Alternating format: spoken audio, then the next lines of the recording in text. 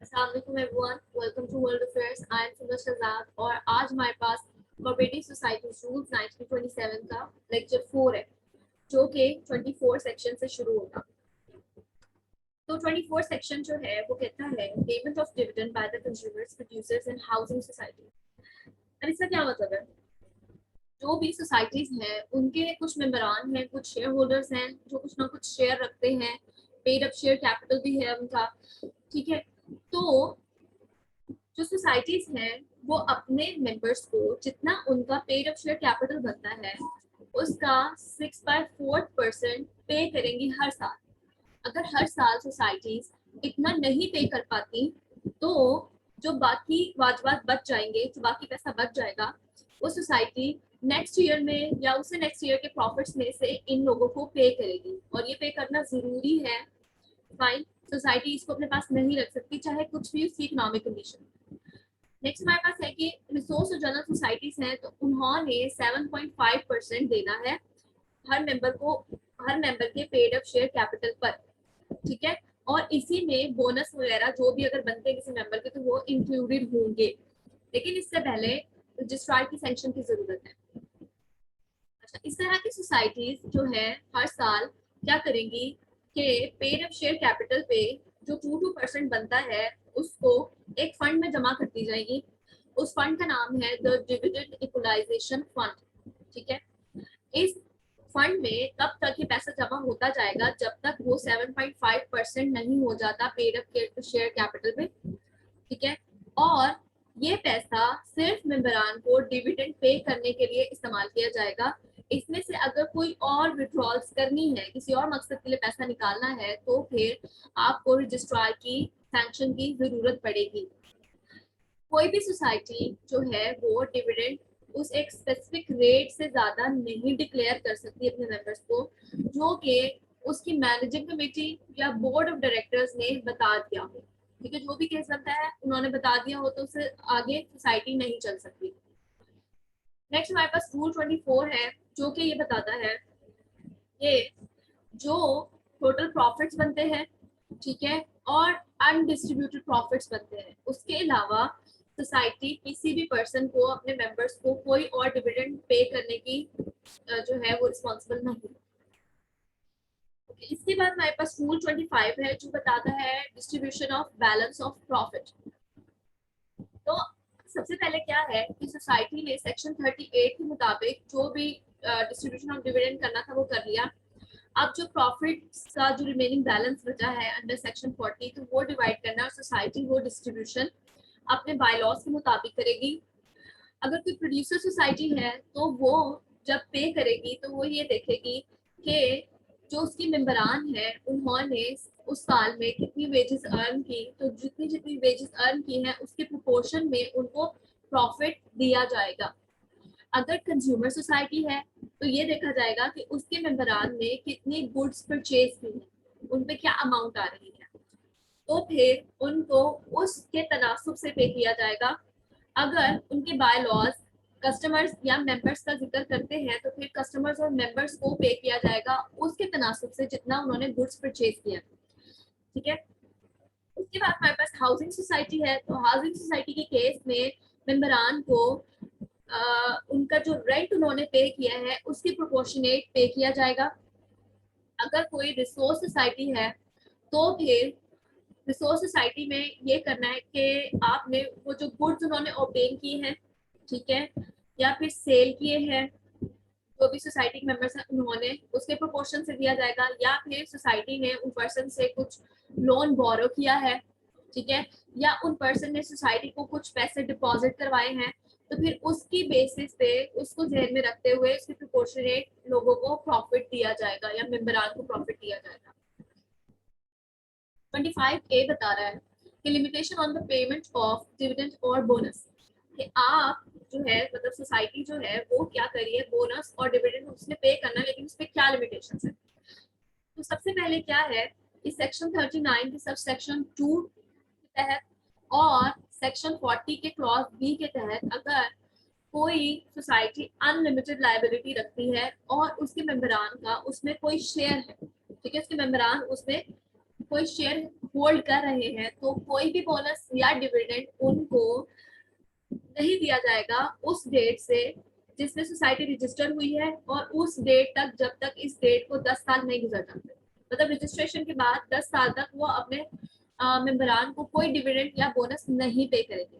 11वें साल में ये तमाम का तमाम जो है वो नेट प्रॉफिट प्रीवियस ईयर का जमा हो जाएगा, ठीक है। और इसको क्या कह रहे हैं कि इसमें से आपने पहले रिजर्व फंड का पैसा निकालना है और फिर ये सोसाइटी के मेंबरान के परमानेंट शेयर्स में अप्रोप्रिएट कर दिया जाएगा मेंबर्स को, ठीक है। ये मेंबर पैसा नहीं निकलवा सकते।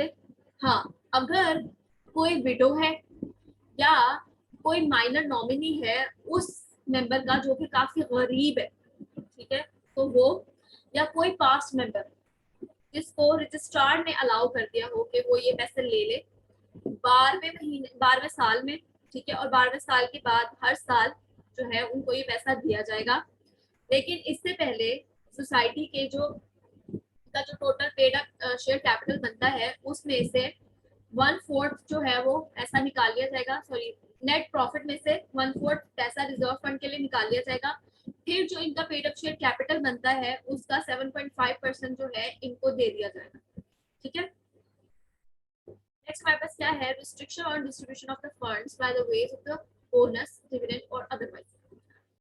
यानी कि जो रजिस्ट्रार है अगर उसने अलाउ किया है, ठीक है, तो फिर, या अगर उसने अलाउ नहीं किया तो फिर क्या होगा कि रजिस्टर्ड सोसाइटी है उसके फंड्स का कोई भी पार्ट, ठीक है, डिविडेंड, बोनस या किसी और तरीके से उसके मेंबरान को नहीं दिया जाएगा, फाइन, तब तक जब तक कि उसके पूरे साल के जो एक्सपेंडिचर हैं जो कि सोसाइटी पे जमा हो गए थे उनको प्रॉफिट मतलब एनुअल प्रॉफिट और लॉस के खाते में से कट ना कर दिया जाए, ठीक है। पहले वो निकाला जाएगा, फिर नेट प्रॉफिट कैलकुलेट किया जाएगा, उसके बाद फिर जो बाकी पैसा बचता है उससे इनको डिविडेंड या बोनस वगैरह प्रोवाइड किया जाएगा, उससे पहले नहीं दिया जाएगा।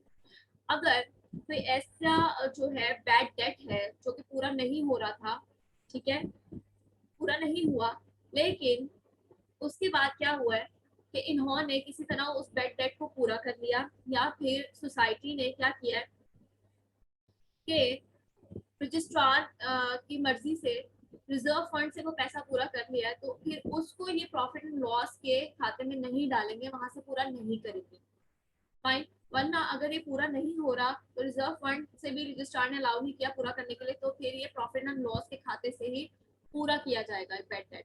बेड डेट ऐसा डेट होता है जो कि किसी ऐसे पर्सन को दिया गया हो जो बैंक हो जाए और फिर उसके पास कोई ऐसी चीज भी ना हो जो डेट पूरा कर सके, मतलब ऐसा डेट जिसके समझने के आसार खत्म हो गए वापस मिलने के, फाइन।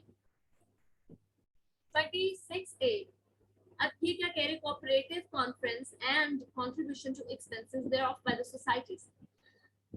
जो भी सोसाइटी है या कोई भी सोसाइटी है वो किसी भी कॉन्फ्रेंस के एक्सपेंसेस नहीं अफोर्ड करेगी, ठीक है, तब तक जब तक कि वो खुद से एक कॉन्फ्रेंस की सरपरस्ती कर रही हो और उसके बाय लॉज उसको ऑथराइज करते हो इस जो कॉन्फ्रेंस है उसका खर्चा उठाने के लिए, फाइन।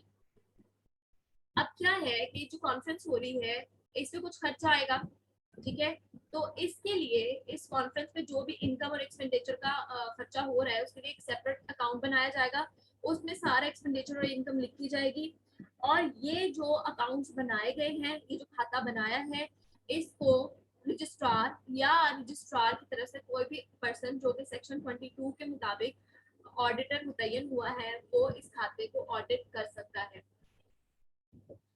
27 बता रहा है इन्वेस्टमेंट ऑफ फंड्स। तो सबसे पहले तो सोसाइटी को रजिस्ट्रार की मर्जी की जरूरत है कि वो फंड्स इन्वेस्ट करना चाहती है कहाँ कहाँ, तो रजिस्ट्रार उसे अलाउ करेगा, तो फिर ये इन 3 तरीके से अपने फंड्स को यूज कर सकती है। सबसे पहले स्टेट बैंक ऑफ पाकिस्तान के शेयर्स में इन्वेस्ट कर सकती है, fine, state bank of Pakistan order 1948 के मुताबिक, या फिर किसी लैंड या बिल्डिंग को खरीद सकती है या लीज पे ले सकती है इस फंड के पैसे से, या किसी बिल्डिंग की कंस्ट्रक्शन में ये पैसा इस्तेमाल कर सकती है। लेकिन शर्त ये है कि इस लैंड की परचेज या बिल्डिंग की कंस्ट्रक्शन को सोसाइटी के बिजनेस के कंडक्ट के लिए फायदेमंद होना चाहिए। अगर वो सोसाइटी के बिजनेस को नुकसान पहुंचाएगी तो फिर सोसाइटी इसमें इन्वेस्ट नहीं कर सकती।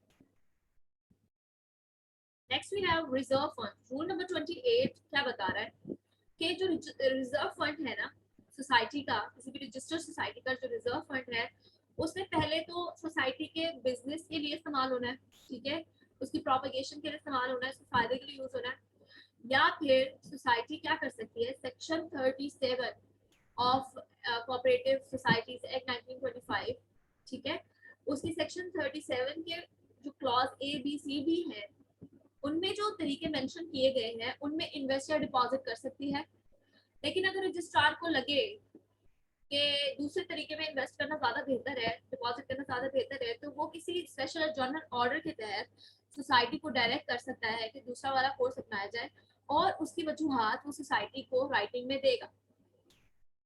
अगर कोई हाउसिंग सोसाइटी है, कोऑपरेटिव हाउसिंग सोसाइटी है जो कि को पार्टनरशिप टेनेंसी बेसिस पे बनी है, टेनेंसी बेसिस में क्या होता है कि कुछ लोग मिलके एक लैंड ले लेते हैं, परचेज नहीं करते, रेंट पे ले लेते हैं और फिर उस पर कोऑपरेटिव हाउसिंग सोसाइटी बनाएंगे। तो फिर अगर ऐसी सोसाइटी है तो उसके लिए क्या है कि ये जो रिजर्व फंड है सोसाइटी का वो उस सोसाइटी की बिल्डिंग्स की रिपेयर, रिन्यूअल और मेंटेनेंस के खर्चे में इस्तेमाल होगा। नेक्स्ट क्या है, building fund. Rule 28A building fund को डील कर रहा है।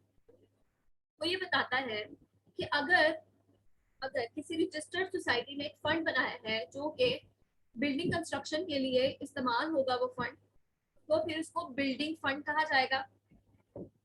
ये फंड नंबर 1 तो क्या है, कंस्ट्रक्शन ऑफ द बिल्डिंग के लिए यूज होगा जो कि सोसाइटी के बिजनेस में इस्तेमाल होगा, ठीक है, या फिर इसको इन्वेस्ट या डिपॉजिट किया जा सकता है उसी तरीके से जिस तरीके से सोसाइटी के रिजर्व फंड को इस्तेमाल किया जाएगा। Simple is that.